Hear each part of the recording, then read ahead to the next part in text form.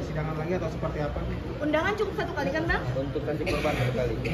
Jadi jangan giring opini saya takut nggak datang, kok nggak datang ke persidangan karena saya bukan terdakwa, saya tidak didakwa, ya. Saya ini saksi, ya saya hanya menunggu panggilan seperti itu. Tapi harapannya apa, Dok? Untuk hari ini?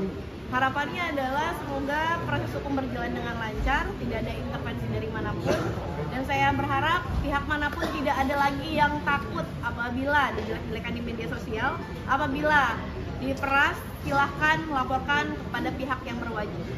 Aku satu nambahinnya. Boleh. Pesan hari ini adalah jangan masyarakat Indonesia gampang tergiring opini, ya. Jangan gampang tergiring opini karena salah satu orang yang tidak punya kapasitas ataupun tidak punya lisensi untuk mereview satu produk, ya. Yang berhak menentukan produk ini aman atau tidak itu bukan orang, tapi adalah Badan POM. Kalaupun ada orang, yaitu ya dia yang mempunyai lisensi dan kapasitas untuk mereview dari BPOM. Selesai. Dok, Selain itu pesan, jangan dipercaya. Ada pesan buat Doktip dan Iya, dokter. Ya, Doktip cepat sehat, ya, cepat tobat. Tolong kita sesama sejawat mulutnya dijaga. Masih sejawat? Ya, Masih dokter kan, tapi Masih dok? ya tolonglah dijaga kita, ya. Malu lah kita sebagai dokter ini harusnya baik-baik saja. Ingat ya, setiap teguran apapun kita sebagai sejawat itu harus memperlakukan kita sebagai saudara kandung. Kalaupun teguran kita salah, itu tidak boleh dipublish, tapi kita harus bicara berdua, bukan dijelek-jelekan secara pribadinya dan menyerang pribadi itu udah. Ya kalian nilai sendirilah. Mas dulunya ketua Perdesi, ya, ketua Perhimpunan Dokter Kecantikan di Indonesia, ya. Silakan tanyakan kepada beliau bagaimana sumpah dokter itu, ya, bagaimana etika kedokteran itu, seperti itu, Dok. Coba dijelaskan, Dok. Ya, saya rasa sih teman-teman bisa lihat aja di Google bagaimana sumpah dokter, etik kedokteran itu bisa dicari di Google, dan apakah teman-teman ini sepakat dengan apa yang dilakukan oleh oknum dokter yang menjelekkan sejawatnya di sosial media.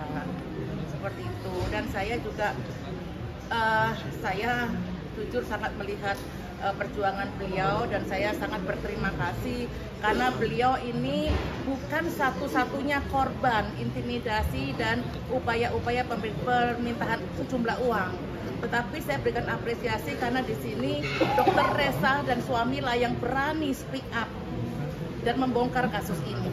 Selama ini kan giringan opininya begitu luar biasa.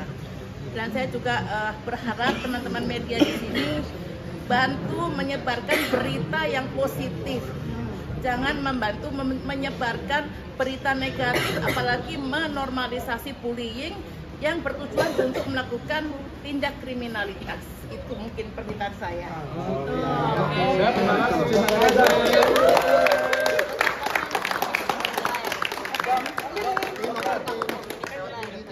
Maunya gimana? dari dokter. Mau segera. Dari Tanya Pak dokternya Biri. gimana?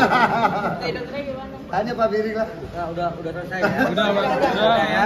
Ya pokoknya ikutin aja lah. Ikutin aja kita ya saya tuh kadang suka takut salah ngomong, ngeduluin ngomong, nanti saya ditegur. Ini agak galak beneran. Agak galak.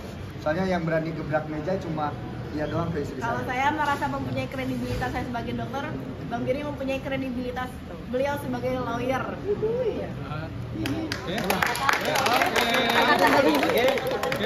Pantun. Udah ya? Udah. Sebentar dong. Gerah nih.